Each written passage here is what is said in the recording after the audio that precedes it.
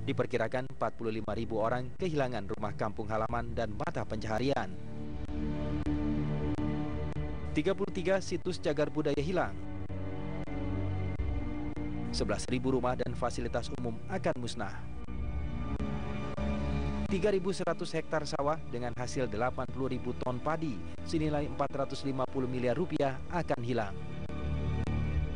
1.389 hektar hutan alami tinggal kenangan. Menurut rencana, Waduk Jati Gede akan ditenggelamkan akhir bulan Agustus ini. Setelah beberapa kali tertunda karena berbagai masalah, terutama ganti rugi dan relokasi warga. Menjadi haknya ya harus diberikan. Jangan ada potongan-potongan yang justru akan membuat masyarakat menjadi lebih marah lagi. Ini sudah dibikin sengsara, malah disengsarakan lagi dengan potongan-potongan yang hanya menguntungkan oknum-oknum tertentu. Dan ini memang tidak mudah meyakinkan mereka untuk mereka mau pindah dari situ.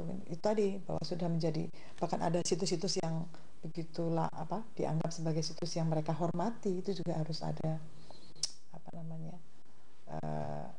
pemikiran yang lebih dalam bagaimana memindahkan situs-situs itu. Penenggelaman Waduk Jati Gede berarti mengubur pula berbagai situs leluhur yang ada di Desa Cipaku, Kecamatan Dharma Raja. Desa Cipaku adalah desa yang 100% tenggelam. Di Desa Cipaku sendiri ada 5 makam yang mempunyai arti penting bagi masyarakat Tatar Sunda. Ada makam Raja Aji Putih dan Sang Permaisuri, Ratu Inten Dewi Nawang Wulan, yang merupakan cikal bakal Sumedang Larang, yaitu Kerajaan Tembong Agung. Makam ini sekarang banyak didatangi para peziarah yang ingin menunjukkan keprihatinannya atas rencana pemerintah yang akan menenggelamkan situs makam leluhur mereka. Memang saya sendiri tidak tahu. Jadi ketika ada berita bahwa akan ditenggelamkan, kata akan dioperasionalkan tanggal 1 Agustus, kami semua terkejut sekali. Nah, jadi banyak dari kami semua yang tercenung, terpanah, heran, karena dulu itu pernah ada satu pernyataan bahwa ini dihentikan. Keberadaan Waduk Jati Gede tak kalah meresahkan bagi para ahli geologi. Dengan tegas mereka menolak keberadaan Waduk Jati Gede dari semula. Mereka berpendapat Waduk Jati Gede tidak seharusnya dibangun di lokasi tersebut.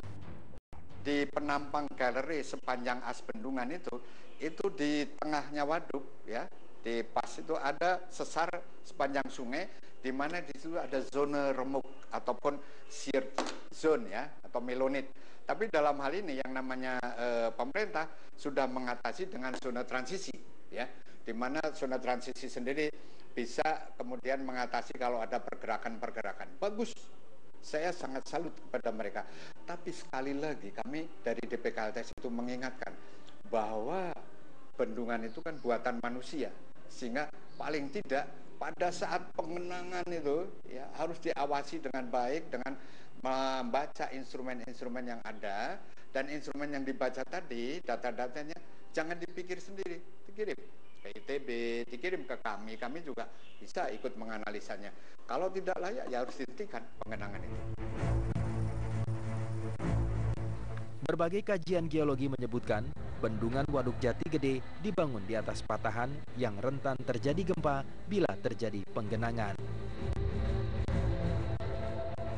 Ada yang namanya reservoir induced seismicity, yaitu gempa yang terjadi di sekitar kolam waduk, di sekitar daerah waduk karena adanya penggenangan air di dalamnya. Jadi ketika air digenangkan kepada waduk itu akan masuk ke dalam tanah, mengisi pori-pori ataupun mengisi rekah-rekah patahan dan lain sebagainya, dan akan membuat tekanan porinya akan berubah dan bisa menggerakkan stabilitas tanah yang di situ. Bahkan yang kami khawatirkan bisa menggerakkan patahan yang dicurigai aktif. Karena banyak hal terjadi di dunia itu ada belasan daripada bangunan-bangunan waduk yang pernah dibangun kemudian beberapa selang tahun berselang atau pada saat penggenangan itu terjadi gempa imbas namanya ya.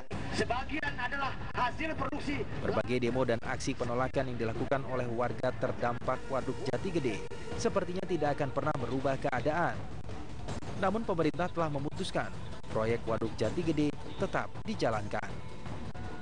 Pada saat Bapak Jokowi dan Bapak Menteri PUPera sendiri akan membangun, maka nomor satu adalah negosiasi dengan alam dan negosiasi dengan masyarakat yang ada di kolam waduk, bagaimana sebaiknya supaya tidak terjadi konflik seperti sekarang ini. Rencana tanggal 31 pengenangan, namun belum ada